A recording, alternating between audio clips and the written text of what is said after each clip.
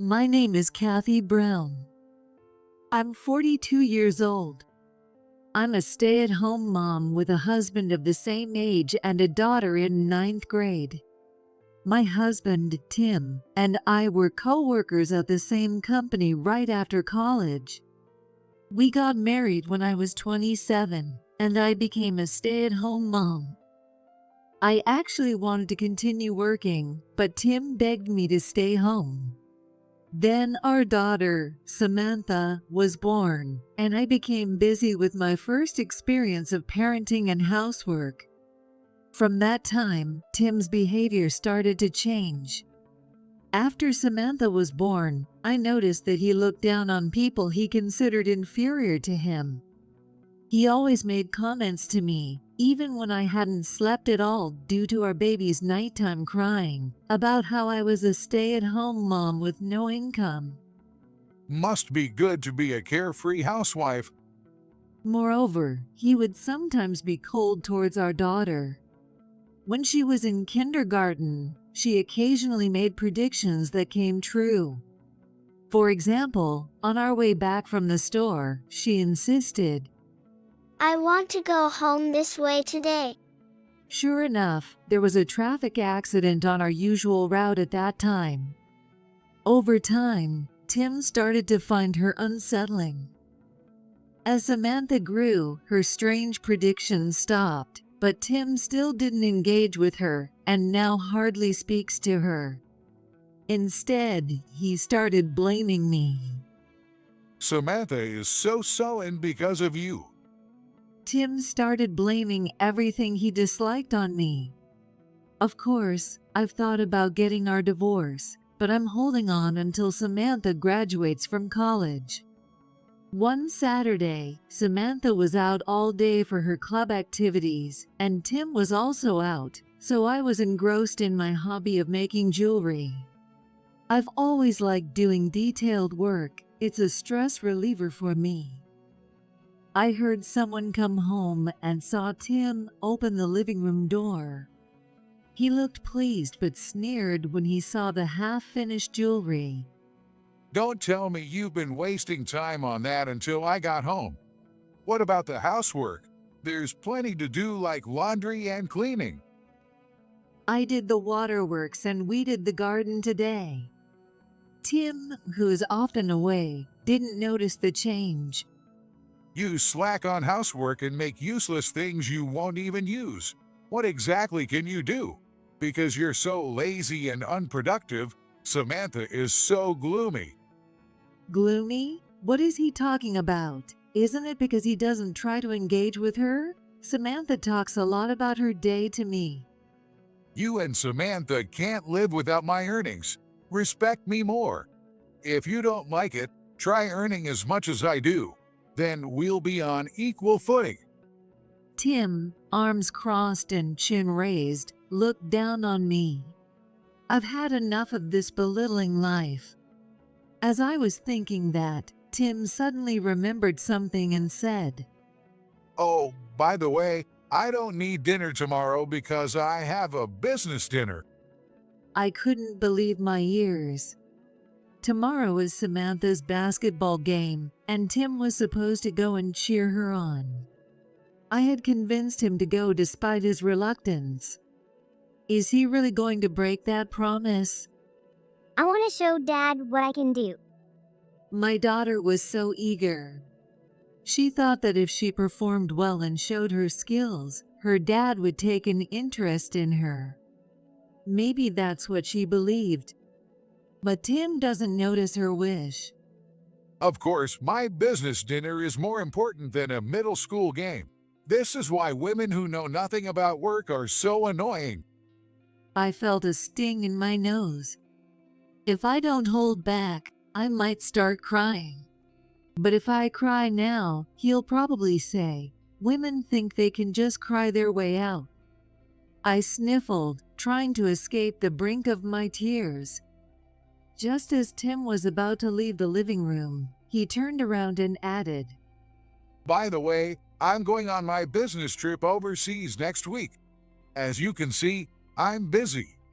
But I guess someone as idle as you, making useless stuff, wouldn't understand. He left with a sneer. The following week, he left for his business trip early in the morning. Not even a goodbye. I sighed, and shortly after, our daughter, Samantha, woke up, rubbing her sleepy eyes. Has Dad already left? He left about 30 minutes ago. Samantha then started making a phone call on her smartphone. Calling a friend? No, it's Dad. Surely, she wasn't calling just to say goodbye. Puzzled, I watched as she continued to call until Tim picked up. After about 10 rings, he finally picked up. What is it, Samantha? I'm about to start work. Don't call me without a reason. I could hear Tim's irritated voice from Samantha's phone. He seemed annoyed by the unexpected call. But Samantha ignored his grumpy tone and continued. Dad, are you still at the airport? Yes, I'm about to board. I'm hanging up now. Good luck with your work. But Samantha paused for a moment and then said something unbelievable. is the woman you're traveling with your mistress? Be careful, or you'll get fired. Fired? I was so shocked by the unexpected word that my voice went high-pitched. And what did she mean by mistress? What nonsense are you talking about? You've always been weird like this, haven't you? I wondered if I was imagining things, but Tim's voice seemed a bit shaky. After Tim scolded Samantha with inappropriate comments, he abruptly ended the call. The sound of the disconnected call echoed strangely in the room. I was completely baffled and asked Samantha, "Are you half asleep?" I'll talk to you about it when Dad gets back. With that, she went back to her room. 3 days later, Tim returned from his trip. He walked into the house as if nothing had happened. I wanted to clarify what happened on the day he left, so I asked, "Hey, about that phone call the other day, what was that about?" Tim turned around with a mocking expression. Do you really believe Samantha's silly talk? She's been saying weird things since she was little. I was exasperated. That was true when she was in kindergarten. But now she's in middle school. She'll be in high school next year. It was clear how little attention my husband had paid to our daughter. I became furious and confronted him. "Enough. You may not care, but Samantha is going to be a high schooler soon. No matter how poorly you've treated her, she wouldn't lie like that." I yelled at Tim. 16 years of marriage, and it was my first time fighting back. I didn't know I could raise my voice so loudly. You, getting all high and mighty while I'm away on my business trip. Who do you think makes this life possible? Enough! Don't you dare talk back to me again. Tim's face turned as red as a boiled lobster, and he grabbed my collar, raising his right hand high. "He's going to hit me." Just as I shut my eyes tight, the doorbell rang. Shit. He lowered his right hand and let go of my clothes. Go get it. Okay. I'm saved. I patted my chest in relief and hurried to the monitor, where I saw Tim's boss, John. I knew this boss well since he had been very supportive of me when I worked at the company. He was the one who celebrated our marriage the most in the office. Why is he here suddenly? He's not the type to drop by unannounced. I pressed the button and greeted him. "It's been a while. What brings you here?" On the screen, John looked uneasy, shifting his body from side to side. "Oh, Kathy, long time no see. Sorry for the sudden visit, but is Tim at home?" Obviously, he had business with Tim. Normally, this could be handled by email or phone. Does it have to be in person? Hey, what's taking so long? Who are you talking to? Tim, annoyed by my long interaction, asked impatiently. John is here. For some reason, Tim's face went pale. His eyes darted in all directions, and he began trembling uncontrollably, completely losing his composure. The opposite of his previous attitude. I'll go ahead and let him in. As I headed towards the door, Tim hurriedly blocked my way. Wait, the house is messy. I'll talk to them outside. You stay here. What are you talking about? I just vacuumed. Didn't you notice? The only thing in the way was his suitcase from the overseas trip. We can't have a conversation standing outside. This is your important work contact. Even I, as a stay-at-home mom, understand that much. I spoke a bit sarcastically and tried to walk past him. But he grabbed my arm and dragged me into the living room, clearly not wanting me to meet his boss. Ouch! The force made me cry out. Just then, our daughter, Samantha, slipped past us and opened the front door. John, greeted by her, stepped inside and saw us struggling, his face turning red. Tim, not only are you cheating, but you're also laying hands on your wife. What kind of man are you? Cheating? Did he just say cheating? John's words made me think that Samantha's words might be true. But how did John know about Tim's affair? Tim just got back today and hasn't even been to the office yet. I didn't need to ask, as John yelled the explanation at him. How do you explain making a move on my daughter? I see, that's what it was. I glanced at Tim, who was sweating profusely and shaking his head desperately. Misunderstanding? Who told you that? He was denying it fervently, but his expression and behavior clearly showed he was lying. It's obvious. Are you going to play dumb? Then what is this photo? John pulled out his smartphone from his chest pocket and thrust a photo towards us. In the photo, Tim was snuggled up close with a young woman. This was definitive proof. There was no more room for excuses. I felt strangely detached, as if this were someone else's problem. Do you still insist you didn't do it? Tim glared at the photo, his face contorted as if he had bitten into something sour. He stared fixedly, probably desperately trying to come up with an excuse. John explained the situation so that even I could understand. My daughter and Tim have been having an affair for 2 years. This so-called business trip was a lie. They actually went to a resort hotel outside the county together.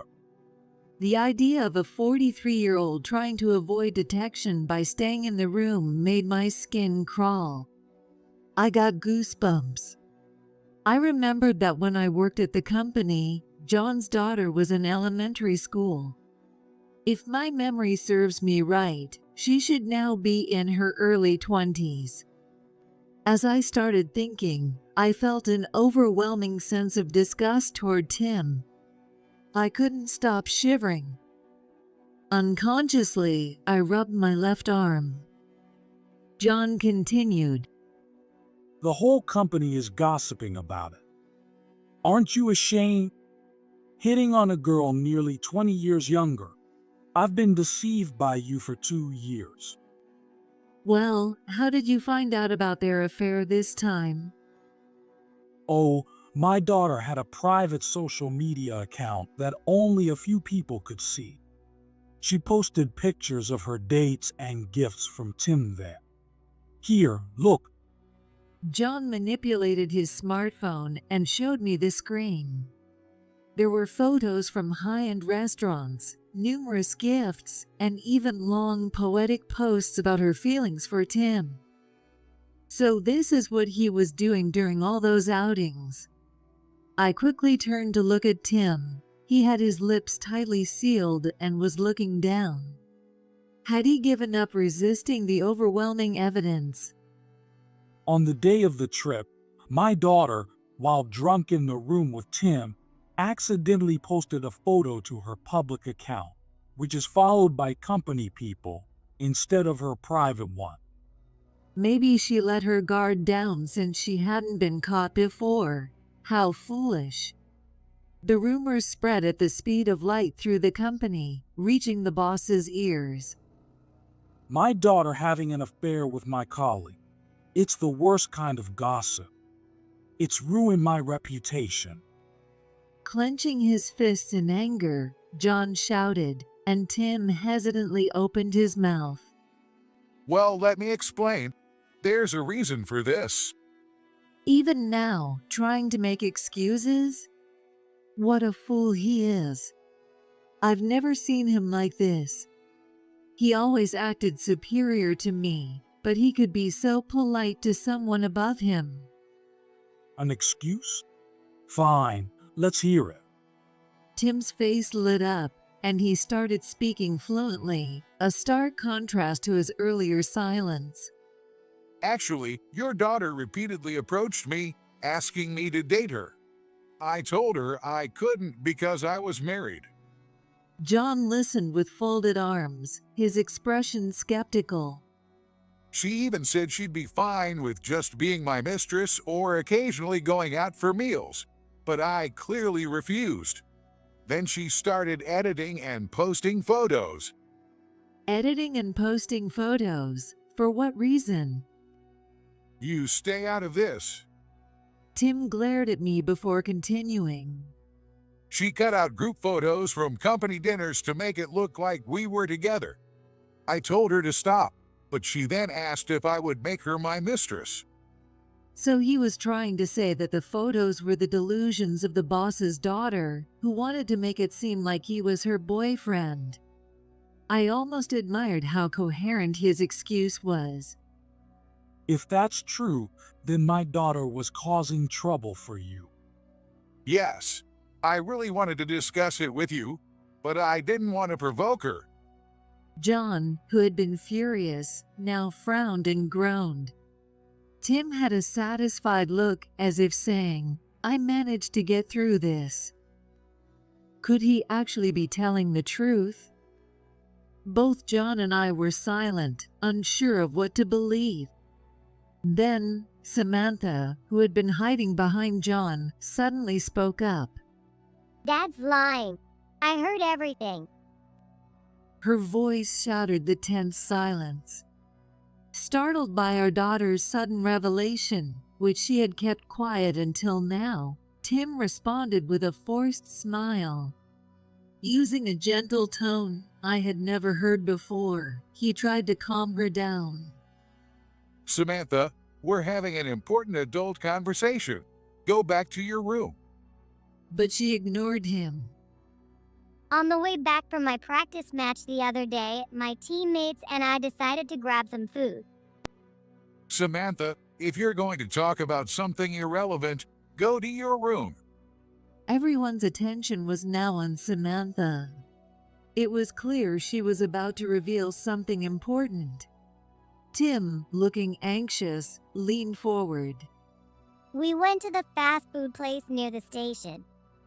As Samantha spoke softly, sweat began to form on Tim's face, and his breathing became shallow, his chest rising and falling rapidly.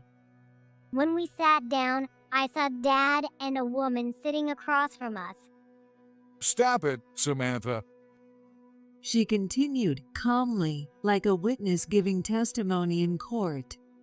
Unlike her, Tim was becoming visibly agitated. There were about 8 of us, all in the same uniform, so we stood out.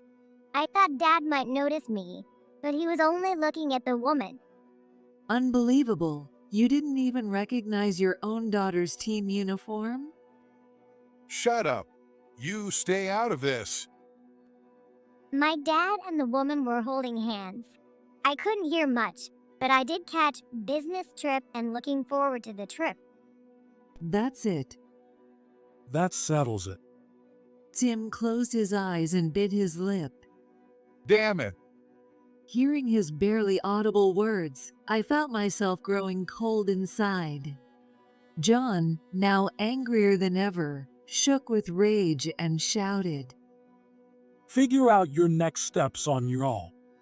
I can't believe I ever cared about you. He stormed past Samantha, slamming the door behind him. Wait, let me explain. Damn it. Facing an effective dismissal, Tim collapsed to his knees. This can't be happening. I worked so hard to get here. Now's the time. I felt it was the moment. We're getting a divorce. I finally said the words I had been wanting to say. Tim's face quickly shifted from pale to angry as he looked up at me. A divorce? Are you kidding? There's no way you can do that. You can't even make money. He wobbled as he stood up from the floor. He probably thought I was talking nonsense.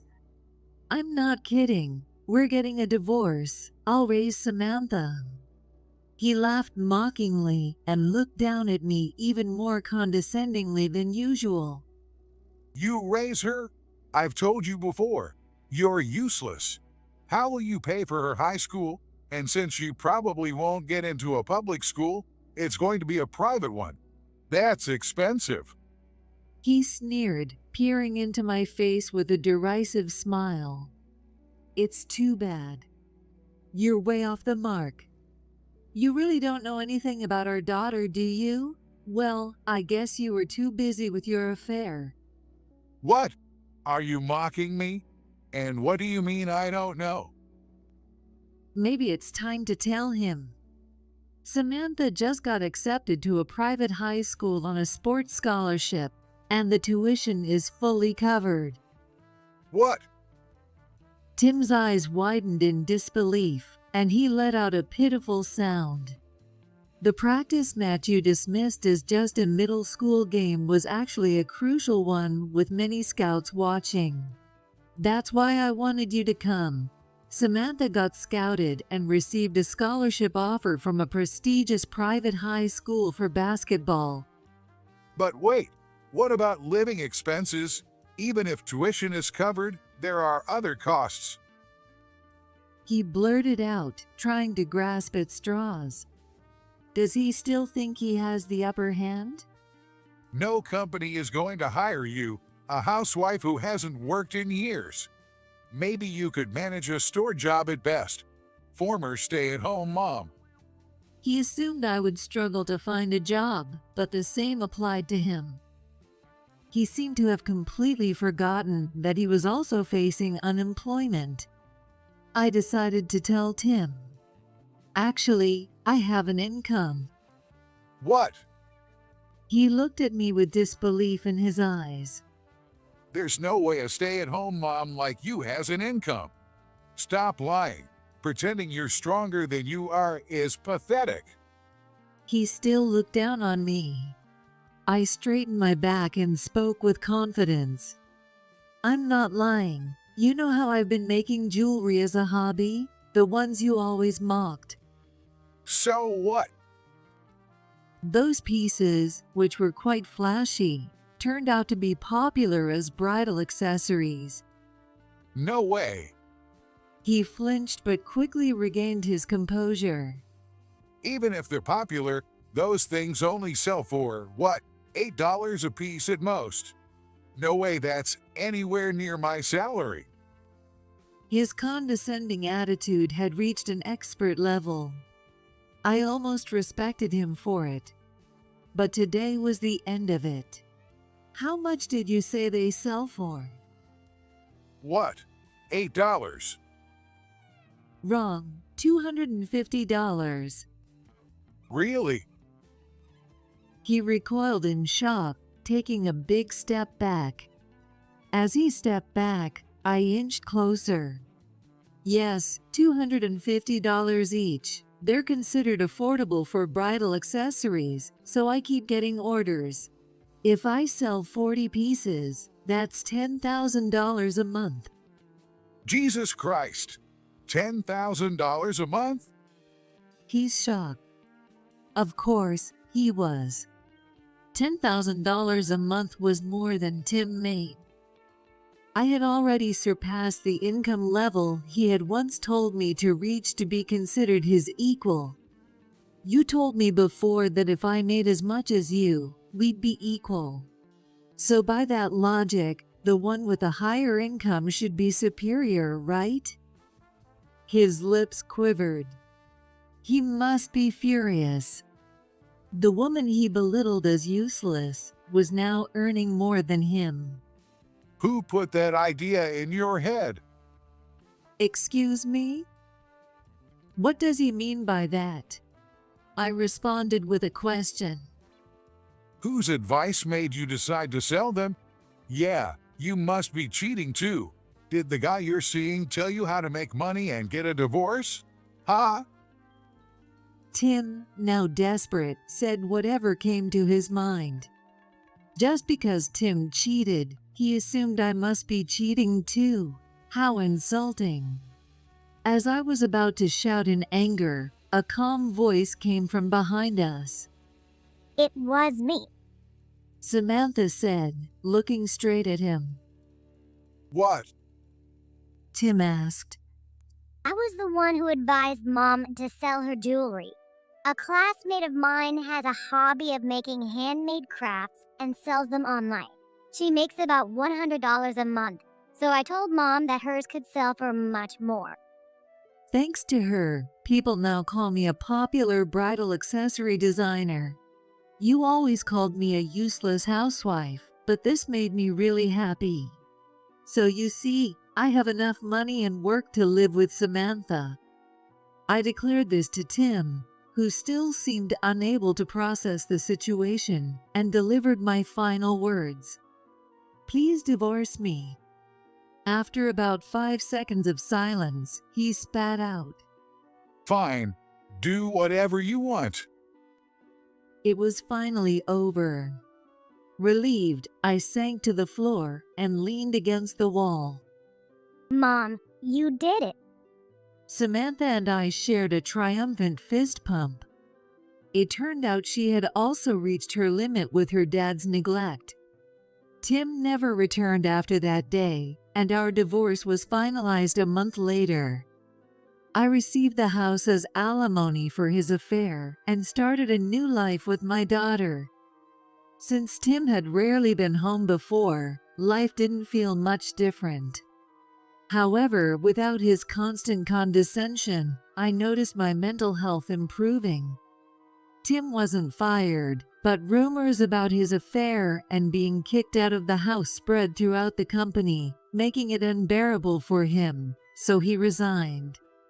He tried to find another job, but news of his affair had reached other companies in the same industry, forcing him to give up on positions where his skills and experience could be useful. Despite applying to various industries, he was repeatedly rejected, likely due to his condescending attitude and his age of 43. I'm sure the HR personnel and interviewers were younger than Tim. He probably looked down on them unconsciously because they were younger and had less work experience, which led to his rejection. So, what is my ex-husband doing now? A former colleague told me. She said that several people had seen him working at a store a bit away from his old workplace. When they spoke to him, he nervously packed their items as if embarrassed. But Tim, wanting to save face, apparently said this. I'm not just a part-timer. I've been hired as a full-time employee and am undergoing initial training. In a month, I'll be working at headquarters. So, I'm only a store clerk for now. Given his suspicious behavior, those who saw him were convinced he was lying. One of them decided to ask another store clerk out of curiosity. Is that guy a full-time employee? No, he's a new part-timer.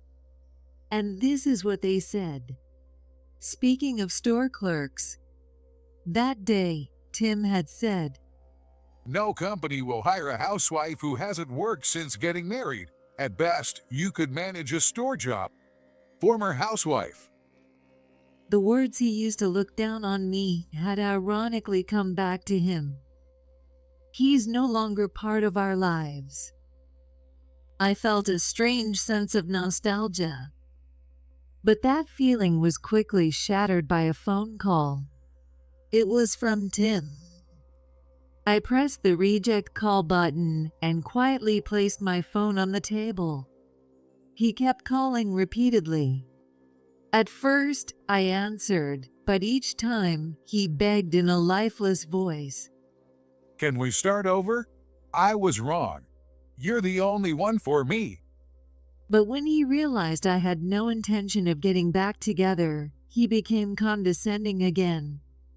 You must have been cheating too. Your jewelry business won't last long. I'll still take you back if you come now. He'll never change. Well, it's not my concern anymore. I stretched and resumed working on the jewelry I had been making.